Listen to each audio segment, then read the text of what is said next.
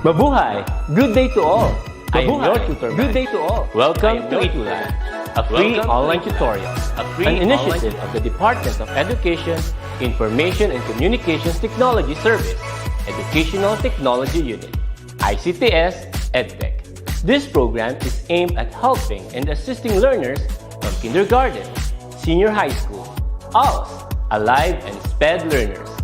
Aside from answering the modules, the ETUlay is offering programs which you will surely look forward to.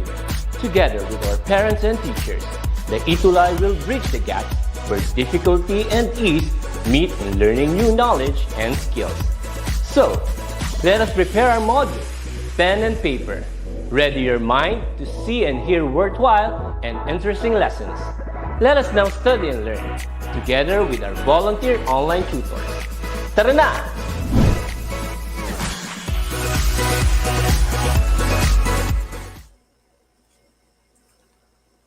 All right, so a rainy Tuesday afternoon. Okay, so medyo nakakaantok ang weather ngayon, but we are still on and we are still going to have our wonderful sessions this afternoon. Okay, so while I was like waiting for my turn to be here, okay, so I was so happy that I am seeing a lot of greetings already in our comment section. So I would like to greet all of our early birds, no, yung mga maaga nating mga nandito mga ETUlayers from all over the Philippines, and of course we have, I believe that we have some viewers from other countries as well. So hello to Renz Guyver Calianta, good afternoon po. Benji Garan of Luis Fe Gomez Diamantina National High School. So I know that a lot of people from Diamantina National High School are watching. Hello, good afternoon po. Of course, from Marge Ashike de la Masa, also from LFG Diamantina National High School. So we have Carlette Dejen. Okay, good afternoon. Shemari Buensuceso from San Mariano National High School with her teacher, Ma'am Reggie Guerrero. So hello po sa mga taga San Mariano National High School. All right. And of course, from Mangahan High School, so we have Leanne Toledo, Lorraine Hibe, yan, from Mangahan High School. And yan, ang daming bumabate. I can't read all of them, but I would like to thank all of you, no? So for tuning in, for watching our sessions this afternoon. So for those who don't know me yet, hopefully, no? So yung mga hindi pa nakakapanood or probably your first time to watch, my name is Tutor Ernel from SDO Pasig, and together with me is Tutor Drace. But you will not see Tutor Drace right now because Tutor Drace is doing something very important in her school right now. So keep tuning in to our sessions every Tuesday from 1:40 to 2:20 in the afternoon. No? So for those who wanted to learn more about English 7, then this is the best time for you to be here. And of course, for us to be continuously connected and be updated with all of our information, lahat ng mga videos natin for mga sessions na mga recorded, please follow ETUlay, DepEd ETUlay, and that's the website for our Facebook. And of course, for our YouTube channel, for all of the recorded sessions, you can watch it there. And this is the website where you can actually check on it. So you can actually subscribe on that. So, well, for this afternoon, my dear ETUlay students, no? So maybe you may be wondering, bakit yung iba nag-awarding na, no? Okay, but we will be having our awarding next meeting. Okay, so dun sa ating first week ng quarter 4, napakabilis ng panahon, no? So we're just greeting each other last time and welcoming quarter 3, and now we are at the end welcoming quarter 4 naman. So keep holding on, no? So keep on striving. We are about to finish the school year again, and I know that most of you will be finishing it with flying colors, may mga awards, no? So our topic for today would be about simple versus thought-provoking questions. Okay, so this lesson was prepared by yours truly, and of course, ang ating si Tutor Drace. Okay, so keep on inviting your friends to watch us, no? So kahit maulan, while you are sipping hot chocolate, or probably if you drink some coffee, then why don't you tune in and watch English 7 lesson this afternoon? Okay, so we would like to thank, of course, our ever-dependent and reliable DepEd Surgeon region for the module. All right, so it's still module 7, asking WH questions. So we're going to discuss the other half of the content of this module. So thank you po for giving us this module, DepEd Surgeon region. So for our objectives, okay, yeah, and so we have three objectives. The first objective is distinguish simple from thought-provoking questions. Learn the ways to raise sensible, challenging, and thought-provoking questions. And raise sensible, challenging, and thought-provoking questions. So parang magkaparehas, no? But the second objective is to learn. So we will be learning some tips. And lastly, you will be given a chance to work on yourself about asking or challenging yourself to create thought-provoking questions.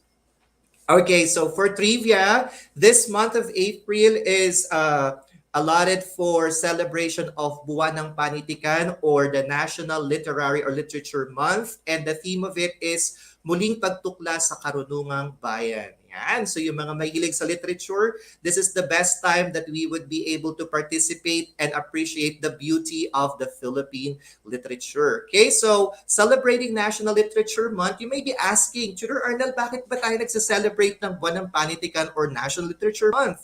The annual celebration is mandated by virtue of Proclamation number 968 that was signed in 2015.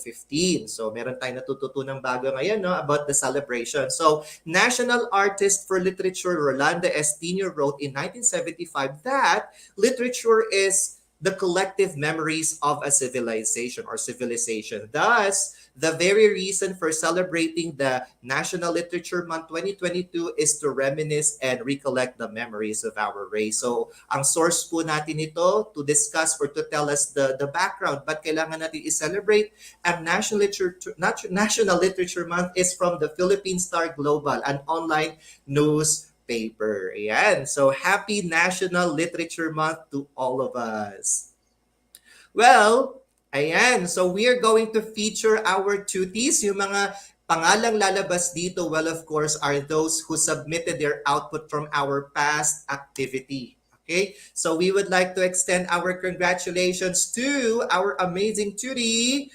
Yay! Of course, to Samantha D. Blasi of Liano High School, SDO Caloocan. So why don't we send heart react in our comment section, or why don't we send a clap react to our comment section to congratulate Samantha for accomplishing the task last week. And of course, congratulations to Renz Guyver Calianta of Imelda Integrated Secondary School. So congratulations and thank you for submitting your output, Renz Guyver Calianta. And Alriza Zidane T. Gaza of Pampanga High School. So congratulations for submitting your output. Well, we also have from Division of Pasig, of course. So we would like to congratulate Janiel Von Morales of Mangahan High School and our very active, all right, student alumnus from Sagad High School, SDO Pasig, Mark Platon. So palakpakan naman natin or send our heart react to them as an appreciation for their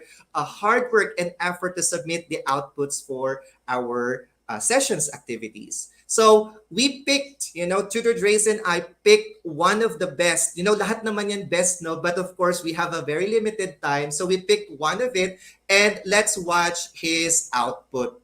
Okay, so this is the work of Renz Guyver Calianta of Imelda Integrated Secondary School. So Renz Guyver, congratulations and we really appreciate you submitting your output. So pakinggan natin yung gawa niya, no?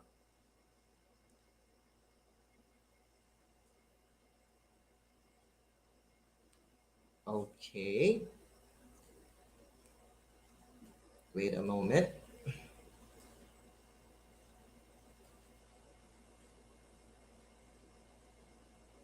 All right. So medyo okay. I think there's something wrong with the audio.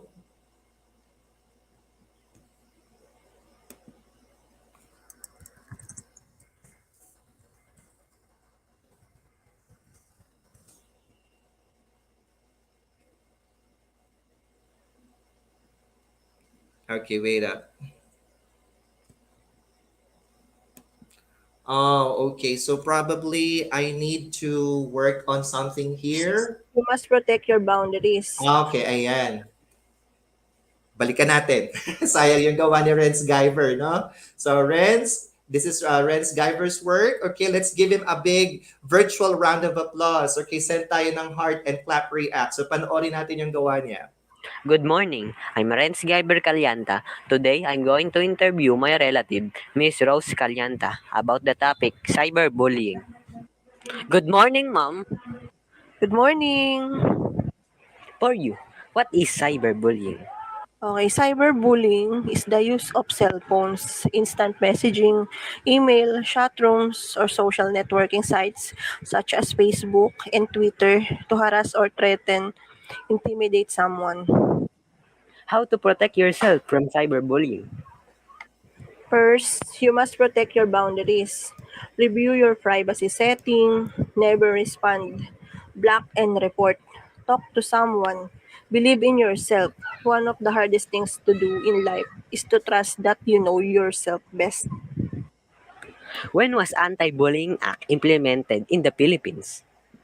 The Republic Act 10627 or the Anti-Bullying Act 2013 was signed into law by former President Benigno Aquino III on September 6, 2013.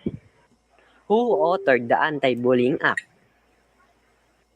It was Senator Juan Edgardo Sani Engara. Why is it important to work to delete cyberbullying? Cyberbullying can affect anyone and cost someone their life. It is extremely important to work to delete cyberbullying because hundreds of lives can be saved. I am grateful for interviewing you today. Thank you. Cyberbullying is dangerous. It needs to be taken seriously as it does have a lot of dangerous effects on the victim. Moreover, it disturbs the peace of mind of a person. All right. So napakagaling. No, congratulations, Renz, for this amazing output. Okay, so he really applied the way he crafted the questions. You know, we learned last time how to create WH questions, and nakita nyo naman, he was able to create WH questions and formulated a script to have an interview with his relative about a very timely topic, which is about cyberbullying. So ang dami mga nagko-comment dito, no? So from Miss Janet Flood Patayan, that was fantastic, Renz Guyver. Okay, so maraming mga nagko-comment. That was really great. And I believe all of you, my dear students who are watching right now, can do that as well. Okay.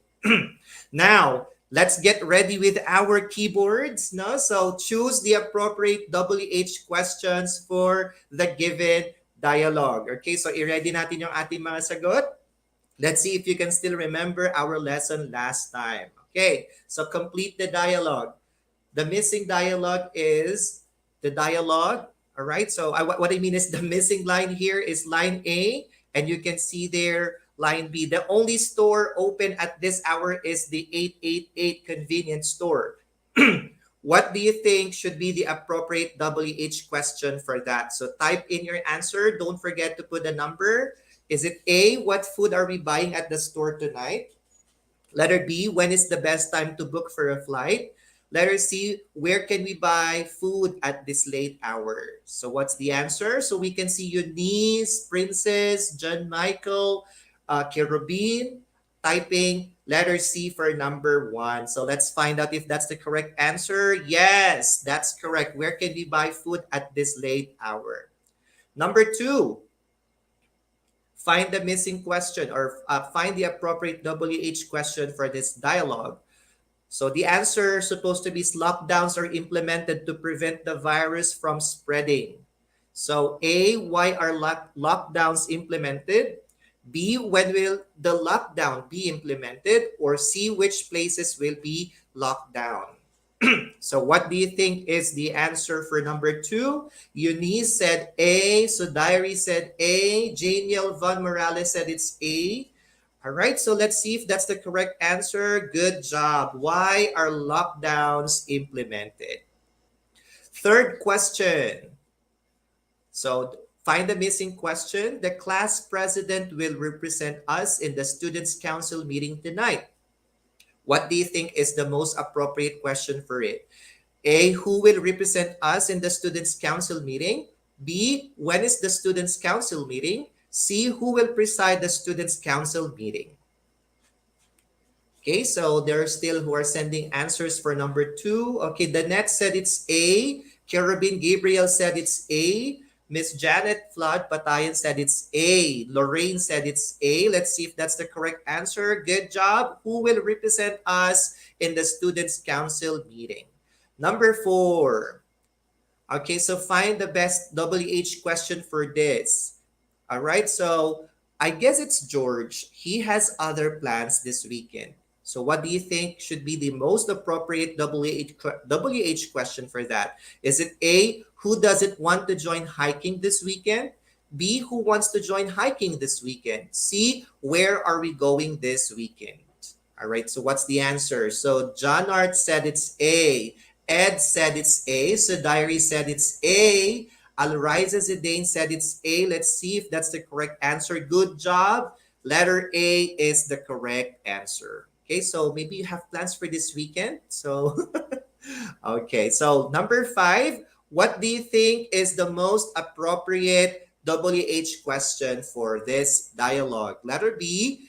All right, let me read letter B. You can send your questions, comments, and suggestions to the email flash on the screen. So what is the best WH question for that? Is it A, what is your email address? B, who will be the recipients of your email? C, where do we send our concerns regarding your product?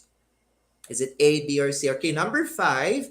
All right, the correct answer is letter C, and that's the answer of Crystal May, Cherubin, Samantha, who else? Micah, right? So congratulations, everyone. So for those people who got a perfect score for this activating prior knowledge part, can you just send me heart react, okay, in our comment section? So come on, let me see who got a perfect score and who could still remember the lesson last time.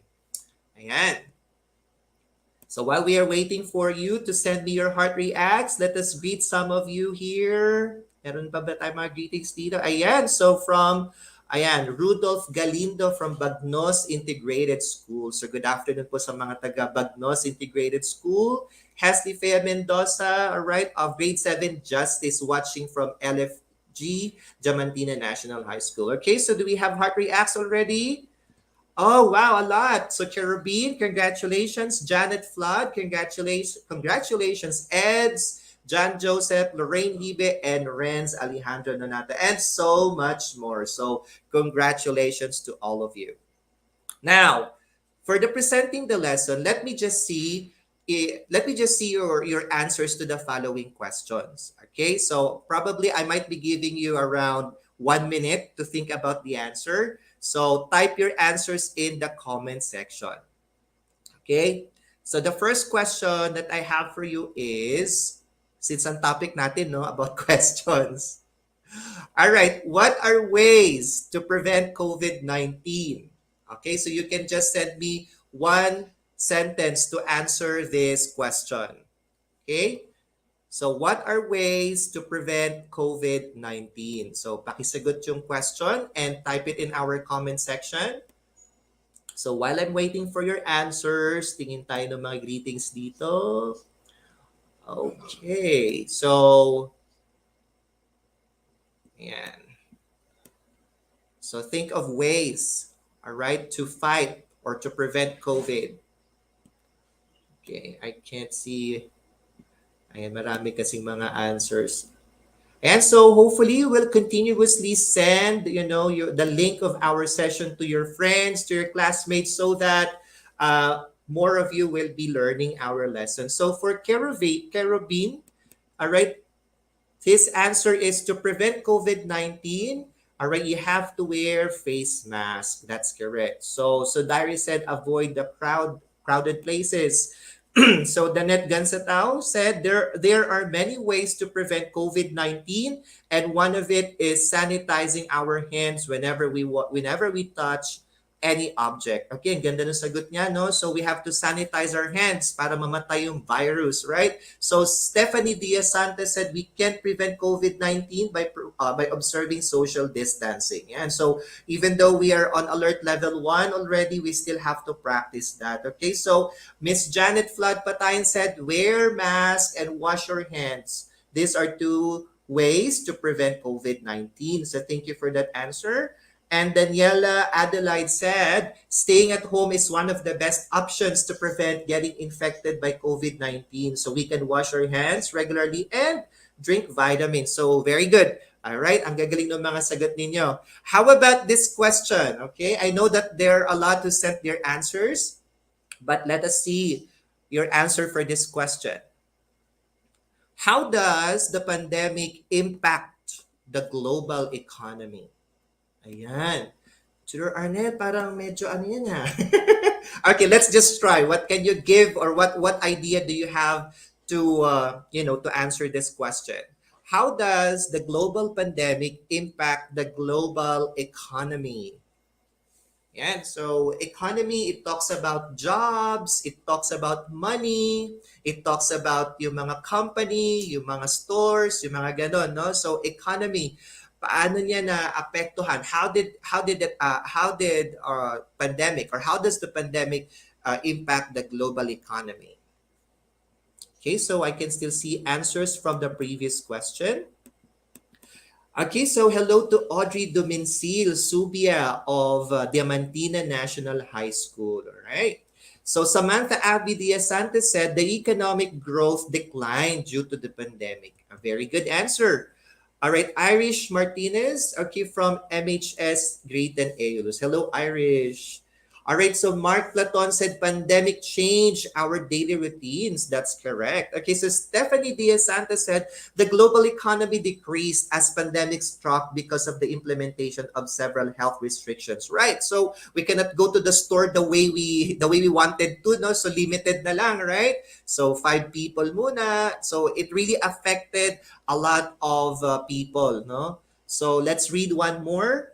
So from John Michael Dianco, because of people staying home, the middle class, which are the drivers of the economy, are losing money to the rich, thus, slowing growth or even shrinking our economy. So, wow, that's a very nice insight, John Michael Dianco. So, well, my dear learners, I know that you have plenty of ideas about this question, and I would like to send you my heart react to that.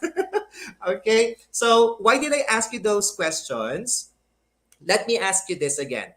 What did you notice on these 2 questions you answered earlier? Okay, so di ba ito yung dalawang questions natin? What are ways to prevent COVID-19 pandemic and how does the pandemic impact the global economy? So, what do you think is the difference? Yung parang feel ninyo na pagkakaiba nitong dalawang questions when you were answering it. Do you think the other question is much easier to answer? Do you think the other question is more complicated? What do you think? Can you share me your idea? Yeah, so Miss Janet Flood had her reaction. So well done, everyone. That's right. So well done for sharing your insights. But this time, my dear learners, what do you think? Ano pagkakaiba? What do you think is the difference between the two based on how you feel answering it? Do you feel like the first question is much easier to answer compared to the other one?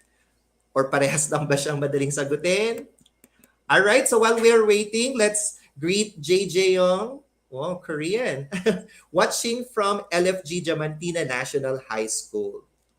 All right, so Angel M. Libutan of grade 10 Apollo. Okay, so Lorraine already has her answer. The first question is much easier to comprehend, while the second question has a complex idea. Okay, so very nice. Okay, so Danette said the first question was much more easier to answer. Okay, all right, then the second question, since it is much more understandable or rather less logical. Okay, so the first question, according to Sudari said, is all about how to prevent getting infected, while the second question is all about how COVID-19 affected our daily lives. Okay, all right, so let's see. Okay, so the first question, tama yung observation ninyo. is much easier to answer. And those questions that are much easier to answer and has a precise answer to it is what we call simple question. And then, yung other question naman, all right? So, Miss Janet said that the second question is more thought-provoking. You're right. So, pag sinabi nating thought-provoking, it actually makes you think a lot because it doesn't have one or few answers only, but a lot. And examples of these questions are the following. So, another example of simple question is, how do you wash your hands? So, di ba, simple lang yan. You get the soap, you have it with water, you lather the soap on your hand, wash it, etc., etc. So, that's simple. You can easily answer it as quickly as you can. However, for questions like this, what are some ways by which people from your community can make a difference during the pandemic? So medyo mapapaisip ka, right? You are going to think of a very wonderful answer or an answer that would fit that question. Medyo kailangan lagyan natin ng konting info to make your answer more convincing. All right, so I love your observations, my dear students. So let us know more about the difference of simple and thought-provoking questions. Okay, so let me read the info here taken from our module. So sabi dito, simple questions are questions which are plainly, all right, ibig sabihin it's simple, it's simply stated and does not require active participation. In a sense na probably you don't need to do much to answer it. They are also easily understood and not complicated or complex. So may mga sumagot na easy daw yung questions. Question number 1, tama yung observation nyo.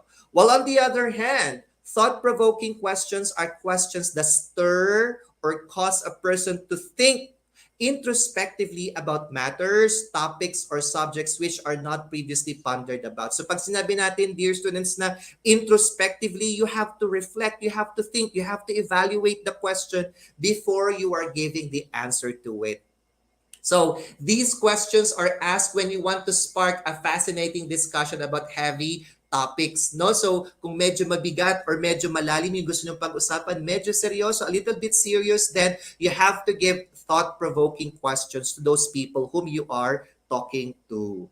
Okay, so see the difference, okay? So let me just simplify it. Pag simple, it's easily understood and not complicated. If it's thought-provoking, you really need to think deeply about it so that you have to give a wonderful answer to that type of question. All right.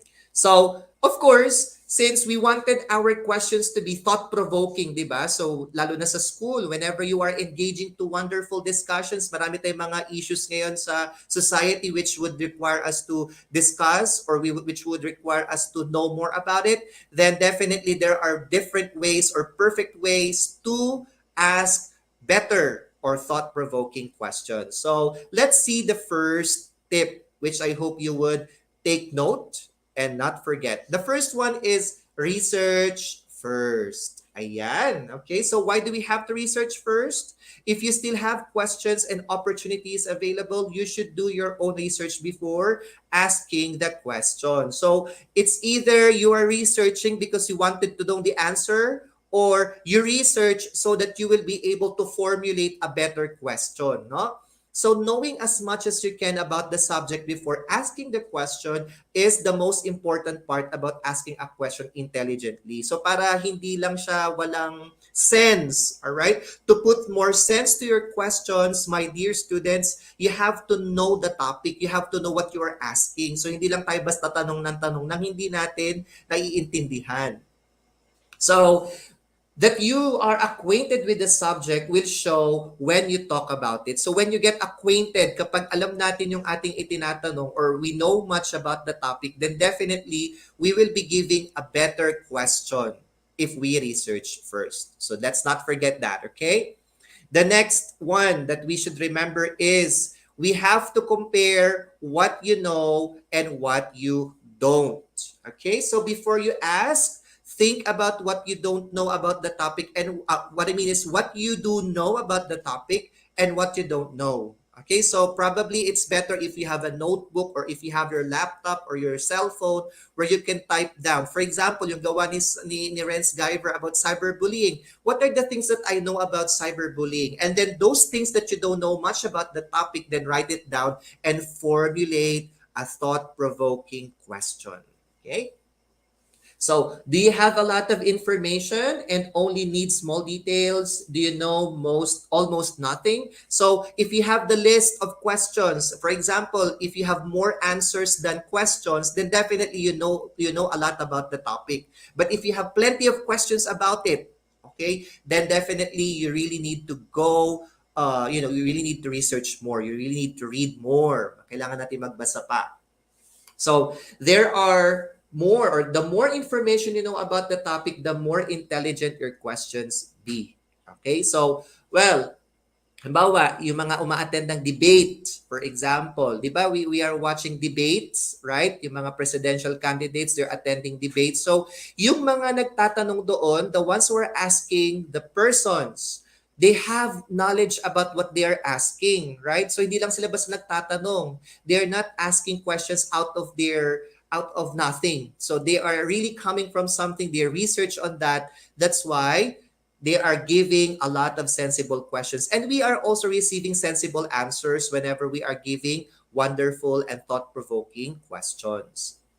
So, the third tip is to consider your goal. Why do you ask questions? You need to decide what the intended goal of your question is. What will the answers help you accomplish, really? So, if you really wanted to know the answer, then definitely you have to think of the right question. So, syempre, when you get to grade 8, grade 9, grade 10, up until senior high school, there will be a time that your teacher would ask you to do an interview. So, kapag hindi tayo marunong maggawa ng question, no? We just ask a question, hindi tayo nag-research, so hindi natin makukuha. We will not be able to get the answers that we really want. So, useless yung ating effort. So this will be helpful in deciding what information you require from the person you are asking. So sayang din yung oras. For example, you're interviewing your teacher, you're interviewing the mayor, for example. It would require your time and of course effort then. So you better be considering your goal and target it so that when you leave and when you finish the interview, for example, you were able to accomplish your goal and get the answer that you want. And of course, the more specifics you know about what you need, the more intelligent your questions will be and the smarter you will appear. Yan. So kapag magaganda yung questions, right, a lot of people will perceive you intelligent and smart because of the way you crafted the questions. The fourth one, look for some points of misunderstanding. Okay, so examine what you know about the topic and what you are confused about. Yan, dapat nating alamin. Dapat really have to know about the topic. Are you sure about the things that you do know? So para maiwasan din yung mga assumptions. Mamaya nagtanong tayo ng question na medyo nag-assume lang pala tayo, nagalit pa yung ini-interview natin, di ba? So we are avoiding those things, right? And oftentimes, what we think we know creates questions that don't really have answers because our initial information was wrong. So we have to verify the information. We have to verify yung sources when we are asking question, no? So right now, there are a lot of information online, no? So dapat nagtatanong talaga tayo when we are reading some information and we have to verify if all of the information that we are reading is valid or tama ba yung pinanggalingan. And it may be a good idea to do some basic fact-checking. So that's like what I've said. Dapat meron tayong fact-checking kasi we have the source nga. We have the question. Nakapag-formulate tayo, mali naman yung ating source. So mali rin or magiging hindi maganda yung ating magiging output. And the last of the tips is tip number 5, try looking at the issue from all sides. So para hindi tayo maging bias, we have to check the possible answers to our questions by looking at the problem from all sides. So hindi lang tayo titingin doon sa parang favorite nating pakinggan. We have to look on the other sources that might help us to see things clearly. So a new approach may help you see something that you couldn't see before, resolving any problems you had on the issue. So if you are looking on the every sides, nag-research talaga tayo, then definitely we will be able to craft best questions and at the same time, good answers to it as well. So imagine, di ba kanina, yung two questions na binigay ko sa inyo, yung second question about the impact of global pandemic. So that's thought-provoking. So what if you don't really know about the question? Kunyari, recitation nyo yun. So you can't really give a good answer to your teacher if you did not do research. Or probably, if your teacher asked you to create a question for your classmate, may debate kayo, o di ka makakapagbigay ng maayos na question when you don't consider the following tips. Okay? All right. So those are the 5 tips. Now, for our testing knowledge. So I hope you listened to those 5 tips and earlier yung definitions and differences of simple and thought-provoking questions. So tell me if the given statement is true or false. So type your answer in our comment section as usual. All right. And all right, let's be guided by the tips on formulating sensible and thought-provoking questions. Okay. All right, so let's check this out. The first one, can you tell me if this is true or false?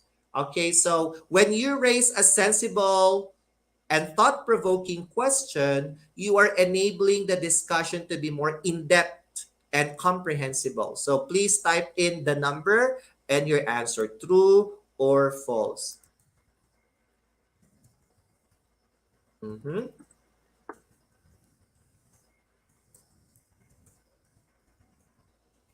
All right, so are we seeing some answers already?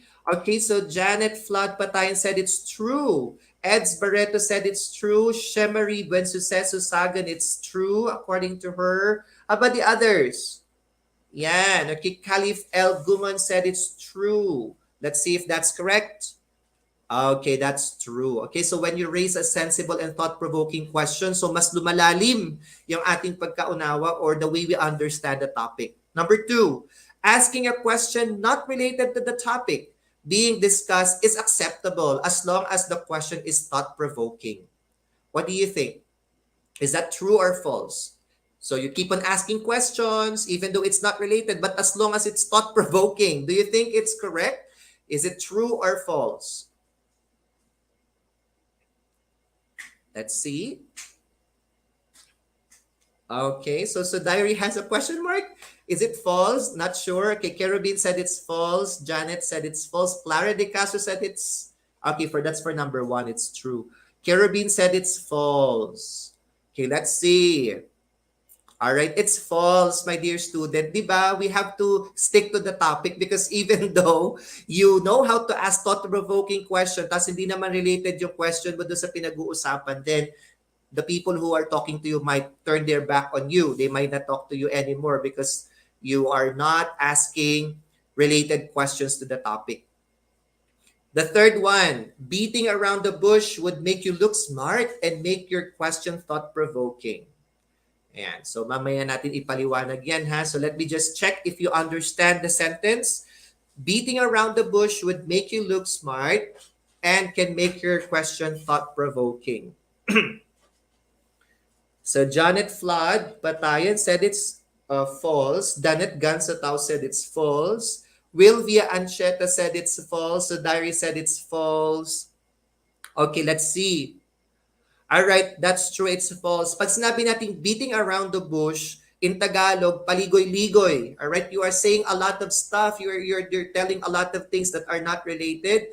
It won't look you smart, but actually it would annoy a lot of people. Okay, next one.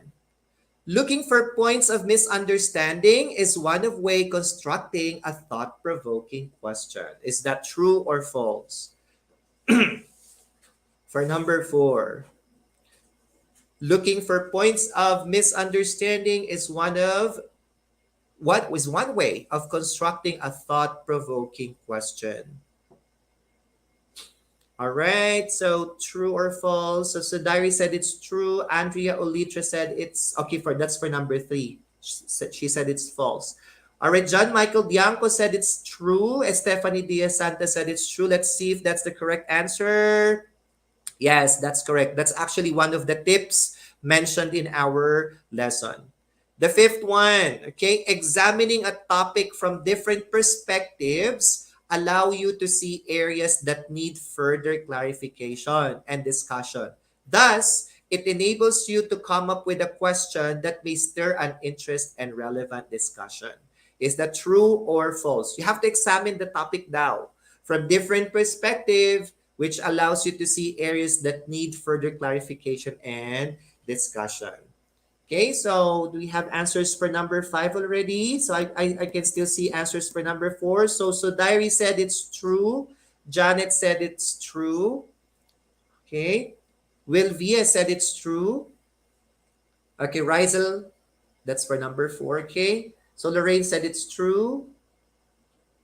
Okay. All right. So let's see if that's the correct answer. Okay, good job. That's true. You have to examine. We have to check it out.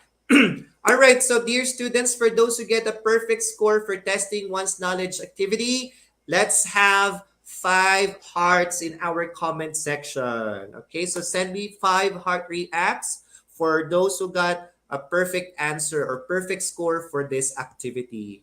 Okay?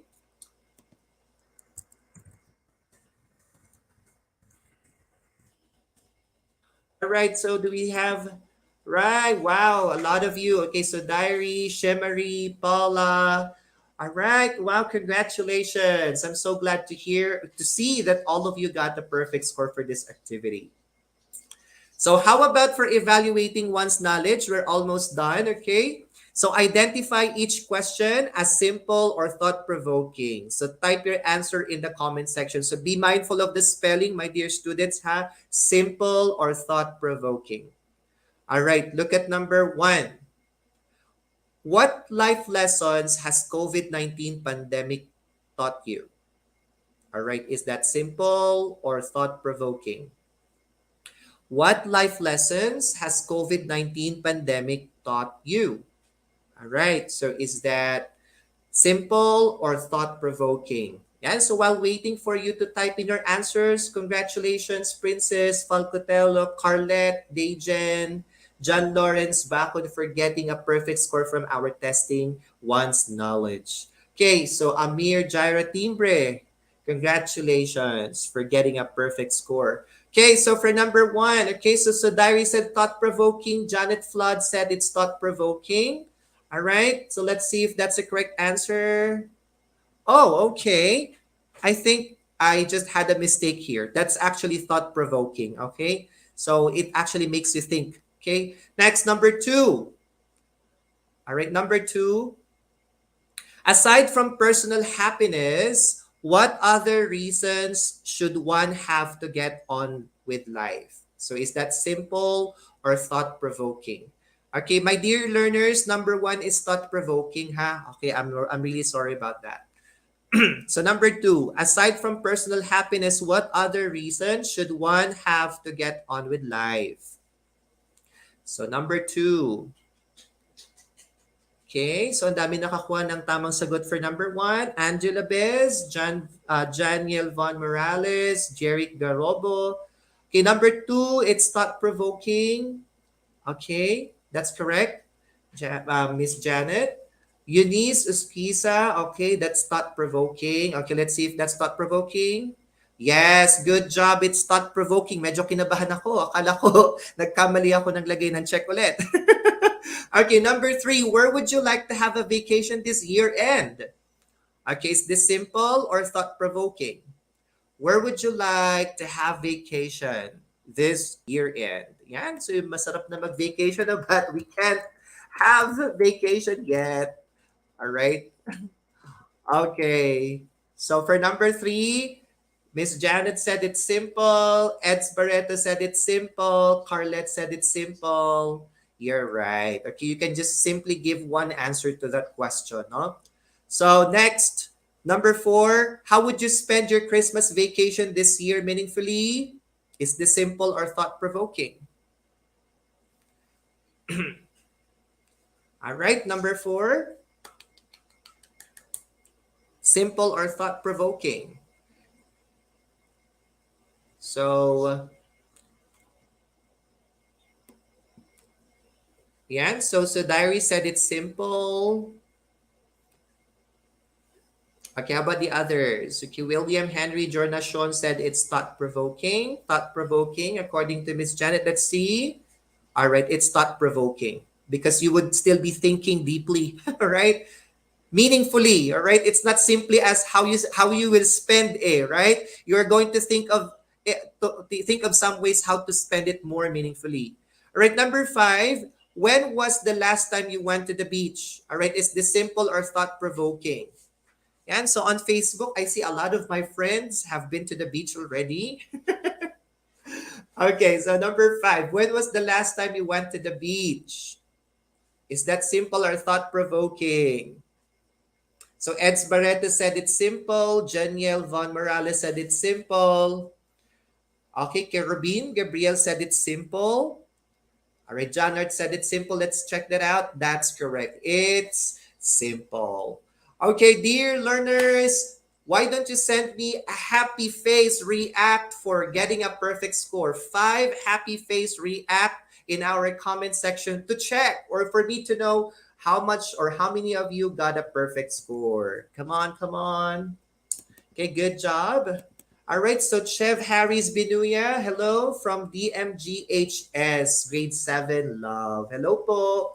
Okay, so Danette Gansatao, Paula Stephanie Ansob, Lorraine Hibe, congratulations. Renz Alejandro, okay, Jeric Garobo, Janiel Von Morales. All right, so I would like to send my virtual clap to all of you who got a perfect score. Congratulations.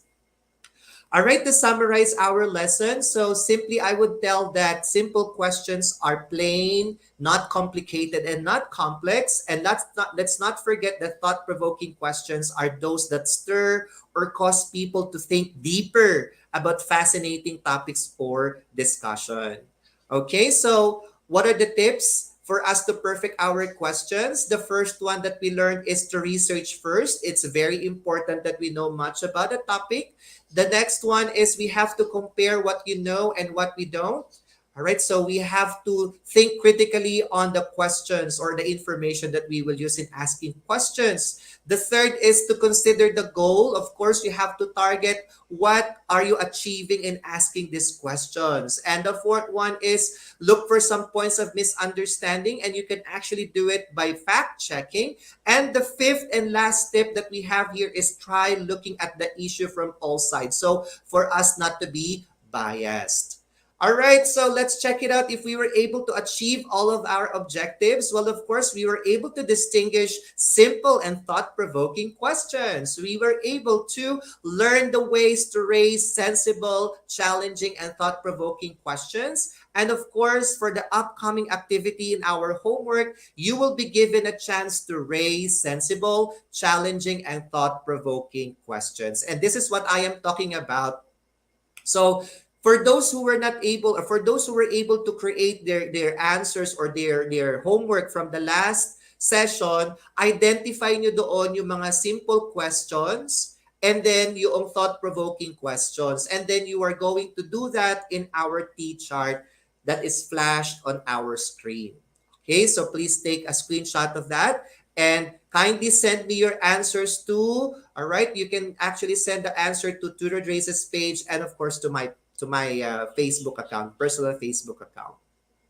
So for our exit assessment, don't forget to scan the code and answer the Google form in it. For our evaluation and feedback, please tell us honestly how we did or how I did the lesson for today's session. Well, all right, so it's time for me to say goodbye again. Thank you for tuning in. Don't forget that in our next session will be our awarding, okay? And that's going to be at 1:40 to 2:20 p.m. every Tuesday, of course, with Tutor Dre's, both of us from SDO Pasig.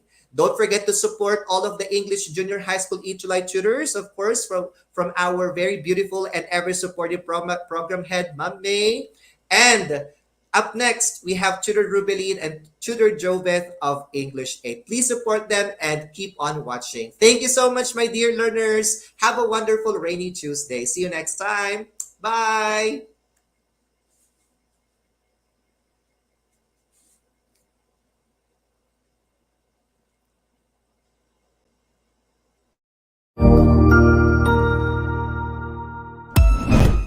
Ang husay naman! Natapos mo ang iyong tutorial session kasama ang iyong mahusay na ETUlay tutor. May bago ka bang natutuhan? I-share na yan gamit ang hashtag #ETUlayLevelUp.